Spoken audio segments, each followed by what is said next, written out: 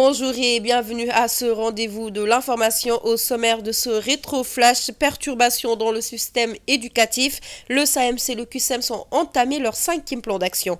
Blanchiment de capitaux et corruption, comment éradiquer ces fléaux dans le pays? La réponse du chroniqueur Moussa Silla à suivre dans ce rétroflash. Inauguration du Waqf Al-Khayriya, immeuble de 10 niveaux dont les retombées financières seront spécialement dédiées aux œuvres sociales, une initiative de Feu Serine Abassal. C'est à suivre dans ce rétroflash. Situation au Mali, sanctions de l'UMOA et relations entre le Sénégal et le Mali. Le point, c'est à suivre avec l'artiste chroniqueur Soula Ndiaye. Le développement des titres, c'est dans un instant. Bonjour et bienvenue. Politique pour démarrer. La campagne électorale est arrivée à terme. C'est à cet effet que le consortium panafricain des compétences en synergie a tenu une conférence de presse pour inviter les Sénégalais au bon déroulement des élections locales de ce dimanche 23 janvier. Ainsi, un appel est lancé à toute la population sénégalaise pour des élections calmes et apaisées. Le point, c'est avec Moussa Ndiaye et Abdoulaye Wade. À 3 jours des élections locales au Sénégal, le consortium panafricain des compétences en synergie appelle solennellement à la paix et au calme pour des élections apaisées et sans violence. Cette consultation électorale des élections 2022, à l'entendement de notre mission, se doit être appropriée par chaque Sénégalaise et chaque Sénégalais pour sa réussite en vue de la convertir en donne de consolidation démocratique par la participation importante de tous et que nous souhaitons de rester civilisés et surtout citoyennes dans le calme et la paix en allant sereinement aux urnes. Par conséquent, le chef de mission suggère aux principaux acteurs un déroulement de vote conforme au code électoral en dépit des incidents de violence enregistrés en certains endroits. Il importe de noter dans son ensemble une campagne électorale qui se déroule assez normalement, malgré des incidents de violence regrettables enregistrés dans certains endroits, notamment à Guédiawaye, à la Médina, à Joal Fadiou, et certaines rapportés à notre mission concernant Ziguinchor. Notre mission invite tous les acteurs sans exclusive, en dépit des divers enjeux que revêt cette consultation électorale, à se transcender pour le Sénégal dans un esprit citoyen et de paix, respectueux de la légalité et des dispositions en vigueur conformes au code électoral.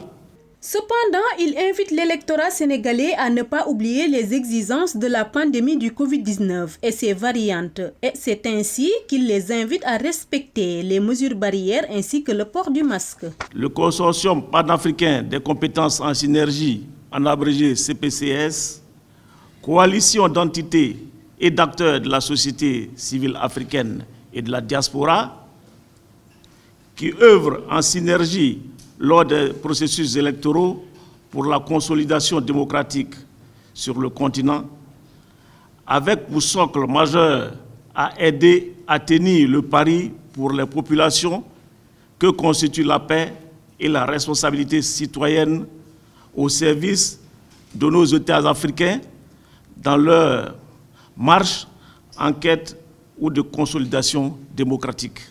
Inviter les Sénégalais à des élections paisibles, crédibles et transparentes faisait l'objet de cette rencontre du consortium panafricain des compétences en synergie, qui considère le Sénégal comme un exemple pour l'Afrique en matière d'élections.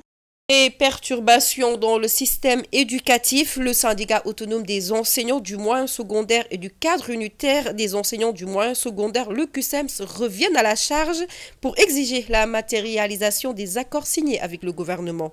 Et c'est d'ailleurs face à ce mutisme de l'État que les syndicalistes ont déclenché leur 5e plan d'action pour se faire entendre. La présence passive est la nouvelle forme de lutte que le QSEMS a exécutée et qui est bien suivie au lycée Ahmed Dansokho de Ouakam ainsi qu'au lycée Seydou Nourou Tall. Nos reporters sont allés sur les lieux, suivons leur reportage. Les syndicalistes ont encore tapé fort. Le trésorier du QSEMS, par ailleurs prof de français, espère avoir gain de cause avec cette nouvelle forme de lutte. Je crois qu'au niveau des syndicats, il y a beaucoup de stratégies. Et parmi ces stratégies, pour ce qui est de cette année, figure, et comme on a envisagé d'ailleurs avec le débit, c'est juste le débit, la présence passive. Et c'est la nouvelle formule que nous avons trouvée pour cette fois-ci. Alors, la présence passive, d'abord, ça permet d'être dans la classe, mais en même temps aussi, ça respecte, je crois, le principe de la grève qui est la passivité. Comme je vous l'ai dit, on est obligé à chaque fois de créer, comme nous savons bien le faire. Et tant que cela demeure dans le cadre de la légalité et que ça soit efficace, nous restons avec. Nous avons trouvé, nous avons apprécié ensemble, avec l'ensemble des syndicats du G7, que la passivité dans la classe fonctionne très bien et ça donne des résultats. Le secrétaire général du QSEMS Académie Dakar ne déroge pas à la règle et pointe un doigt accusateur au gouvernement responsable de toutes ces perturbations. C'est le gouvernement du Sénégal qui en est entièrement responsable. Et à un moment donné, travailleurs que nous sommes, syndicalistes que nous sommes obligés de sortir et de dire halte, de dire non, ça suffit, il faudrait que ce gouvernement-là s'inscrive dans une perspective du respect du protocole d'accord qu'il a signé avec les forces syndicales, en particulier celles qui sont dans le secteur de l'éducation et de la formation. Les grands perdants dans cette histoire demeurent les élèves en classe d'examen qui demandent aux concernés, État et enseignants, de se rencontrer et dans les meilleurs délais. Surtout avec les grèves là, ça pourrait pénaliser les élèves parce qu'on ne pourrait peut-être pas terminer le programme et puis ça va impacter beaucoup aussi sur nos études. Ils devront réagir le plus rapidement possible, trouver un terrain d'entente et discuter avec les professeurs. Comme ça, bon, on pourra régler les problèmes le plus tôt possible. Pour rappel, le lundi 17 janvier, le SAEMS et le QSEMS avaient fait une journée passive. Avec un port de brassard rouge, le mardi 18 janvier, un débrayage à 10 h a été décrété, suivi d'une assemblée générale. Une grève totale a eu lieu ce mercredi 19 janvier. Le maintien du boycott de toutes les évaluations, des activités d'éducation physique et sportive et des activités de cellules pédagogiques s'ajoute au mouvement d'humeur des syndicalistes. Et dans ce rétroflash, nous parlons du blanchiment de capitaux et de la corruption au Sénégal et partout dans le monde. Comment notre pays et le reste du monde devraient s'organiser pour lutter contre ces fléaux, blanchiment de capitaux et la corruption. Élément de réponse avec le chroniqueur Moussa Silla au micro de Aïssa Touba. Il faut que l'État fasse appliquer les dispositions des lois qu'elle a votées. À l'échelle internationale, il faut que chaque État puisse jouer son rôle et qu'il n'y ait pas un État qui se dit que voilà, moi je ne vais pas jouer le jeu et je vais attirer les criminels. Mais si chaque État joue le jeu, applique les dispositions anti-blanchiment, capitaux et corruption, finalement, il n'y aura plus un endroit où pouvoir blanchir des capitaux, ce qui fera que toutes les portes sont fermées et quand toutes les portes sont fermées, le blanchiment de capitaux sera fortement éradiqué. Et je vous le disais dans les titres, l'inauguration de Waqf Al-Khayriya, un immeuble de 10 niveaux dédié au Waqf, a connu la forte présence de hautes, d'imminentes personnalités religieuses ce samedi 15 janvier à Dakar, à l'avenue Bourguiba. À cette occasion, le représentant de la famille de Serigne Feu Abbas Sall a magnifié cette belle initiative dont les retombées financières de la location sont destinées à des œuvres sociales. Le point avec Moussoundia et Léa. Waqf Al-Khayriya, symbolisant le principe de solidarité entre les membres de la société, la famille Feu Serigne Abbas Sall essaye de matérialiser cette noble façon de raffermir davantage les liens socio-culturels et religieux du pays. Serigne Mamadou Mansour est sur les traces de son défunt père Serigne Abbas Sall. Il cherche à pérenniser donc les œuvres sociales que ce dernier ne cessait de mener à son vivant. On peut dire que c'est lui qui les a accompagnés à prendre cette belle initiative. Il fait même partie de ceux qui ont posé la première pierre. En plus de cela, nous avons Serigne Mamadou Moustapha qui n'a aussi ménagé aucun effort pour que nous puissions relever ce défi. Puisse le bon Dieu les accueillir au paradis céleste. Le secrétaire administratif de l'ONG, Ndiouga Mbeng, nous décrit l'historique du Waqf Al-Khayriya.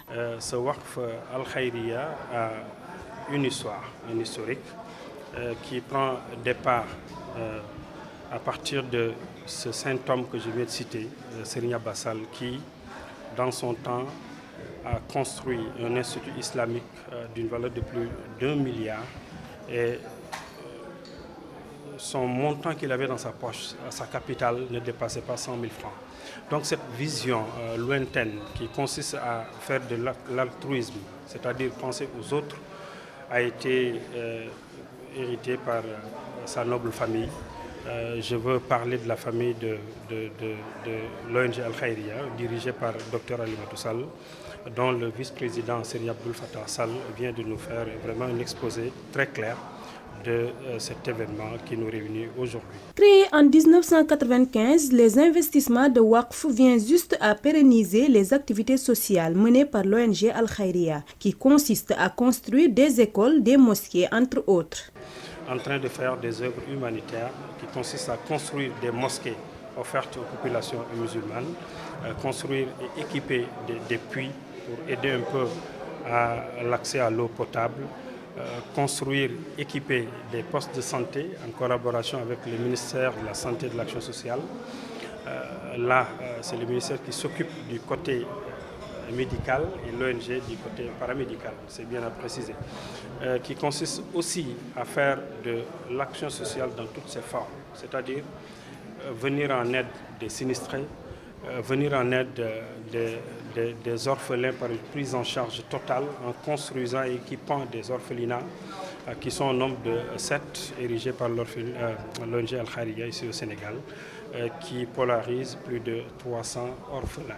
Participer pleinement au développement socio-économique est le principal objectif de Waqf Al Khayriya, dont la mission essentielle est de contribuer encore à réduire le taux du manque d'emploi des jeunes. Et pour terminer, nous parlons de la situation qui prévaut actuellement au Mali.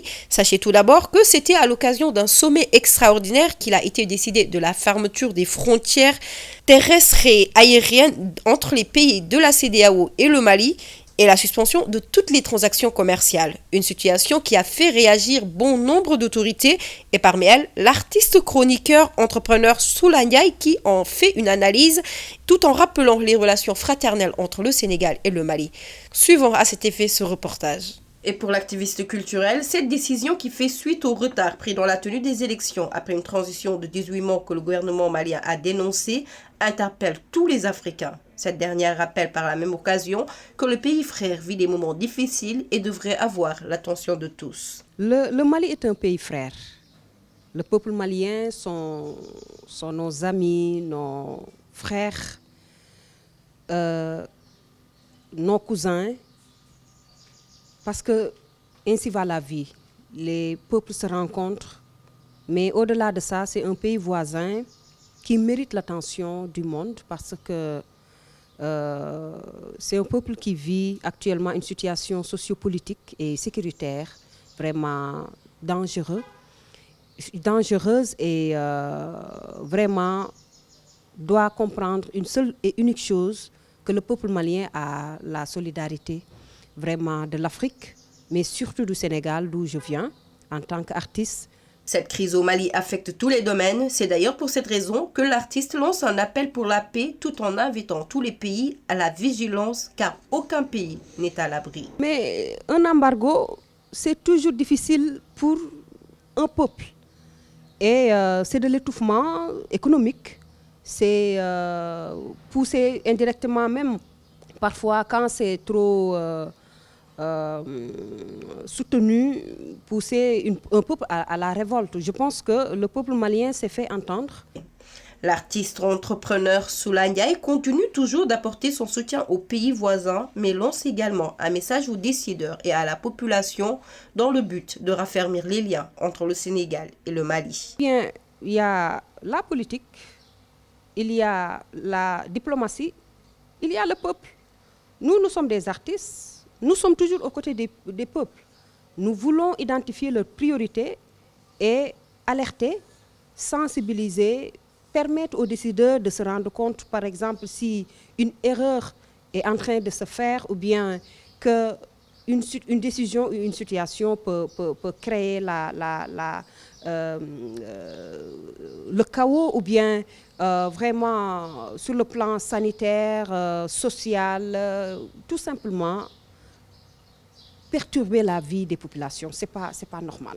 C'est pas normal. Donc, en tant qu'artiste, je voudrais lancer ce message aux décideurs au peuple malien qu'on a besoin d'une solution qui peut permettre en tout cas aux populations vraiment de s'épanouir, de vivre tranquillement et que politiquement, que ces situations soient prises en compte dans les décisions qui se prennent. Donc entre le Sénégal et le Mali, je souhaite vivement qu'il n'y ait aucun problème, parce qu'on est un pays, des pays frères. Pour rappel, c'est au lendemain des sanctions annoncées par la CEDEAO contre le Mali que le président de la transition de Guinée, le colonel Mamadi Doumbouya, a exprimé toute sa solidarité avec son homologue malien, le colonel Assimi Goïta. Les frontières aériennes et terrestres resteront ouvertes avec le Mali, conformément à la vision panafricaine de la Guinée. Amis téléspectateurs, voilà qui met fin à ce rétro-flash. Merci de votre fidélité et excellente suite de programmes sur Tawhid TV.